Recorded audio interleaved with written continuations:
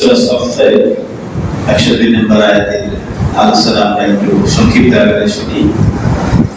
فلما بلغ معه السعي قال يا بني إني أرى في المنام أني أذبحك فانظر ماذا ترى قال يا أبت افعل ما تؤمر ستجدني إن شاء الله من الصابرين. آخر الآية. আলহামদুলিল্লাহ আমরা দেখতে দেখতে আমাদের মাঝখান থেকে যুলকাদ মাস শেষ হয়ে যাচ্ছে। আজকে 22 দিন অতিবাহিত হয়ে যাচ্ছে।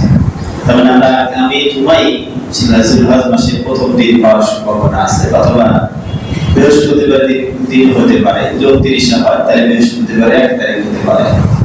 তো যে মাসটি আমাদের সামনে অনেক বরকতময় মাস, অনেক ফজিলতের মাস, ওই 10 দিনের আমল সম্পর্কে আমরা ইনশাআল্লাহ জানবো।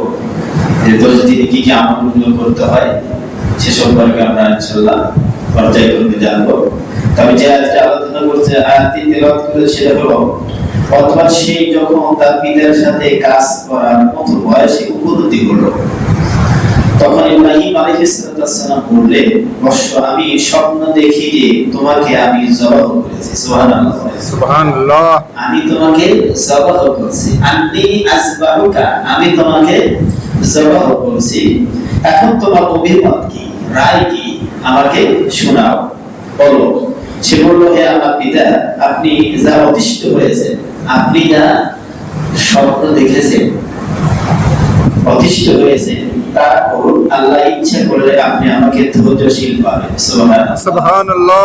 কত বড় গুরুত্বপূর্ণ বিষয়।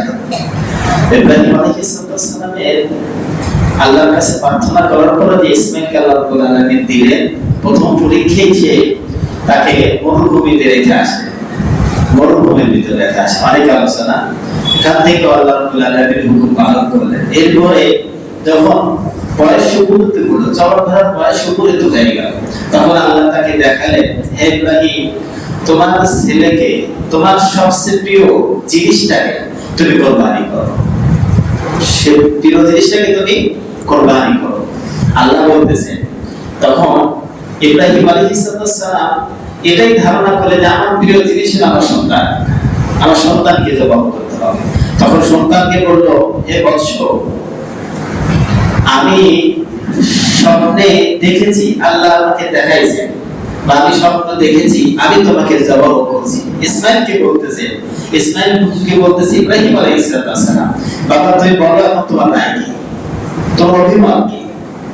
কি সুন্দর জবাব দিলেন। সুবহানাল্লাহ, সুবহানাল্লাহ। ইসমাঈল আলাইহিস সালাম বলতেছেন যে নবীরা কখনো স্বপ্ন দেখে না, যেটা স্বপ্ন দেখে সেটা আসলে স্বপ্ন না, সেটা হলো ওহী। সুবহানাল্লাহ, সুবহানাল্লাহ। আমার পিতার উপরে ওহী নাযিল হয়েছে, জানো না, ওহী নাযিল হয়ে গেছে। নবী ইসমাঈল আর কোনো দ্বিধাবোধ করা যাবে না।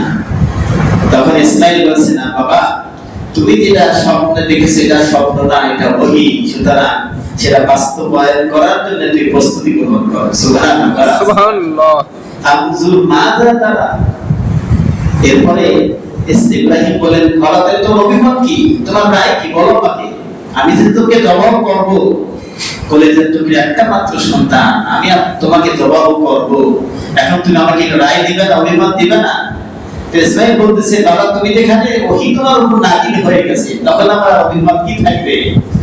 আমাকে তুমি এমন একটি দলের মধ্যে, এমন একটি গ্রুপের মধ্যে পেয়ে দেবা, ইন্নাল্লাহা মা'আস সাবিরিন। সুবহানাল্লাহ, সুবহানাল্লাহ। ইসমাঈল আলাইহিস সালামের কথা মাধুর্য কত সুন্দর দেখেন। সে কিন্তু বলতে পারত আমাকে অবশ্যই ধৈর্যশীল পাবেন, এটা কিন্তু বলেন নাই। সুবহানাল্লাহ, বলবেন না? সুবহানাল্লাহ, এটা বলেন নাই। বললেন কি, আমাকে আপনি একজন ধৈর্যশীলের মধ্যে পাওয়া যাবেন। সুবহানাল্লাহ। ইসমাঈল জানে যে আমি এক ইসমাঈলকে জবাহ করবে আমার বাবা, কিন্তু এর পূর্বে যত নবী রাসূল পৃথিবীতে আগমন করেছে, বড় বড় পরীক্ষা তারা সম্মুখীন হয়েছে। সুতরাং ওই ধৈর্যশীল আমি একা ইসমাঈল নয়, আরো অনেক ধৈর্যশীল এই পৃথিবীতে আল্লাহ পরীক্ষা তাদের নিয়েছেন। সুবহানাল্লাহ, সুবহানাল্লাহ। এখানে এটি বুঝো যে ইব্রাহিম আলাইহিস সালাম একা ধৈর্যশীল নয়, পূর্বে অনেক ধৈর্যশীল এই পৃথিবীতে আল্লাহ পরীক্ষা তাদেরকে দিয়েছেন, তারা ধৈর্যের পরিচয় দিয়েছে। ইসমাঈল আলাইহিস সালাম ধৈর্যের পরিচয় দিলেন, সে ধৈর্যের মধ্যে, ধৈর্যশীলের মধ্যে একজনকে পারেন। তাই আমাদের এখানে শিক্ষা দিতে হবে যে আমরা কত টাকার মালিক হয়েছি, কত টাকা আমাদের হয়েছে, সেই সাইবি হিসাব পরিমাণ সম্পদ হলে আপনি যদি কোরবানি না করেন, তাহলে আপনি বুঝবেন যে আমি ধৈর্যশীলের মধ্যে একজন পরিগণিত হতে পারি নাই বা পারলাম না। কারণ নিজের সন্তানকে জবাহ করা, চারটি কথা, আপনার সন্তানকে আপনি পারবেন? বলেন, কখন পারবেন? আপনি বড় সন্তানকে বলে বাবা কালকে আমি তোমাকে জবাহ করবো, সন্তান কি সাথে সাথে হাতের কাছে যা আছে বাবা তো বিদায় করে দিবে, শুধু বিদায়ই না, ওই ঘর থেকে বাইরে করে দেবে, জমিন থেকে বিদায় করে দিবে। ঠিক কিনা বলেন? ঠিক কিনা বলেন? ঠিক। সুতরাং আমরা দুনিয়াবি মহব্বত, আমাদের ভালোবাসা বেশি হয়ে গেছে, এই জন্য সম্পদ থাকার পরও আমরা কুরবানি দেই না। অনেক ভাই আছেন এরকম না, সাবধান, এই বদমানসিকতাই নিবেন না কখনো। আজ আছেন কাল নাই, ওমা হাযিহিল হায়াতুদ দুনিয়া ইল্লা লাহবুন ওয়া লাইব। এই আয়াতটা যখনই পড়ি তখনই মনে হয় যে আমি পৃথিবীতে আমার কিছুই না, আমার কিছুই না, নগণ্য কিছুই না। আপনার আমার দাদার নাম আপনি একবার বলতে পারবেন, তার দাদার নাম কজন বলতে পারবেন?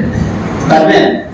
বলেন, দুইজনের নাম বলতে পারবেন, অতিরিক্ত তিনজনের নাম বলতে পারবেন, এরপর আর কি বলতে পারবেন? না। যদি পূর্বপুরুষে কি একটা লোক আপনার আমিনে এসে হাজির হয়, সম্পদ আমার, দিবেন? বলেন দিবেন? সম্ভব? দাবি করলে দিবেন? কখনো না। সম্মানিত উপস্থিতি, যদি সম্পদ আমার আপনার মুখে পড়ে গেছে, সম্পদ থাকা অবস্থায় যদি আমরা কোরবানি আদায় না করি, তাহলে তো আমরা সেই ধৈর্যশীল পরিচয় দিতে পারলাম। আমরা সম্পদকে ভাববোধ করলাম, আল্লাহর আইনকে লঙ্ঘন করলাম। ঠিক কিনা বলেন? এই জন্য আমরা অনুরোধ করব, যারা সম্পদশালী আছেন, সাইবি নিসাব পরিমাণ সম্পদ যাদের মধ্যে আছে, এই আয়াতের পরিপ্রেক্ষিতে আপনি সম্পদের মহল করে কখনো ওয়াজিবকে তরফ করবেন না। সম্পদ যতটুকু আছে, সাইবি নিসাব পরিমাণ সম্পদ হলে অবশ্যই আপনার, যেহেতু আমাদের সুবিধা আছে, মাসালা আছে, 7 জনের মধ্যে একজন আপনি ভাগ দিতে পারবেন, একটা ভাগও যদি হয় আদায় করে দিবেন, তাহলে আল্লাহ রাব্বুল আলামিন খুশি হবেন। শুধু তাই না, ইব্রাহিম আলাইহিস সালামের সুন্নাত আমরা বাস্তবায়ন করতে পারবো। আল্লাহ যেন আমাদের সকলকে সে তৌফিক দান করেন বলে আমিন।